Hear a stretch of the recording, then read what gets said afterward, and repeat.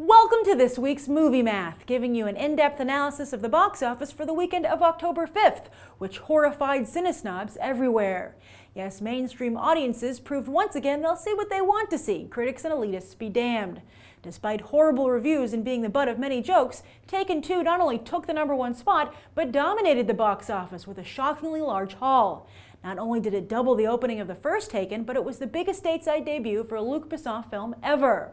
Worldwide, the pick doubled down even further and brought in over 100 million.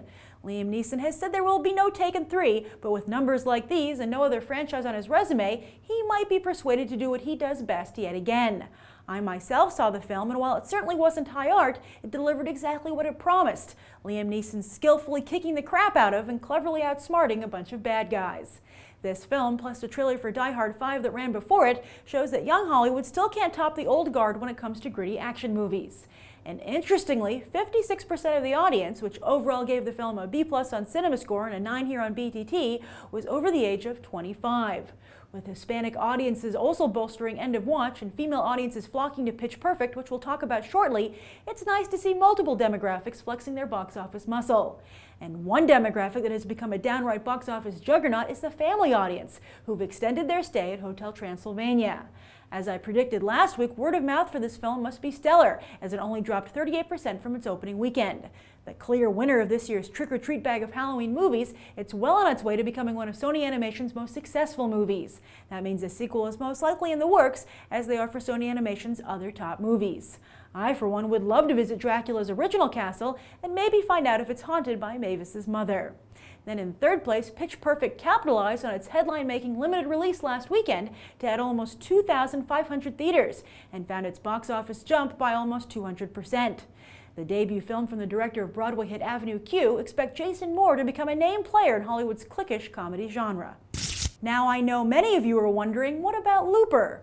Well, the sci-fi flick fell a respectable 40-ish% in its second week and took the 4th place spot. That means it's already Joseph Gordon-Levitt's most successful film outside of the Nolanverse and a much-needed reprieve after the poor box office performances of Premium Rush and 50-50. Then 5th place saw the debut of Frankenweenie, desperately in need of some volts of audience interest. While Tim Burton fans were delighted and critics called it a treat for young and old, mainstream audiences obviously didn't agree. As I said, Hotel Transylvania is the big winner of this year's Halloween flicks, and sadly it looks like Frankenweenie is the big loser. Expected to match Coraline's impressive opening, it couldn't even beat Paranormans. Looks like Disney's big gamble on deceased pets didn't pay off. Elsewhere in the box office, the rest of the pack stayed virtually neck and neck, while The Master not only slipped further at the box office, but further out of public consciousness as well. What had seemed like an Oscar slam dunk now looks to be a huge misstep for Paul Thomas Anderson. Luckily for Harvey Weinstein, he always has multiple Oscar contenders in play, with the Silver Linings playbook looking more and more like his new frontrunner. And the specialty market struggled overall. The Perks of Being a Wallflower has shown some growth, but it's not posting the kind of numbers that will get it to a wide release. The Paperboy also posted just so-so numbers, while The Oranges was rotted through on arrival. As for this coming weekend, another major Oscar contender, Argo, enters the box office arena and is the favored winner in a tight race against Sinister and Here Comes the Boom. Meanwhile, Seven Psychopaths, playing in less than half of the theaters as its competitors, simply won't be able to compete. And that's the weekend box office. I'm Grace Randolph, and we just did some movie math. As always, thanks for watching, and I hope you'll go beyond the trailer for these other top movies.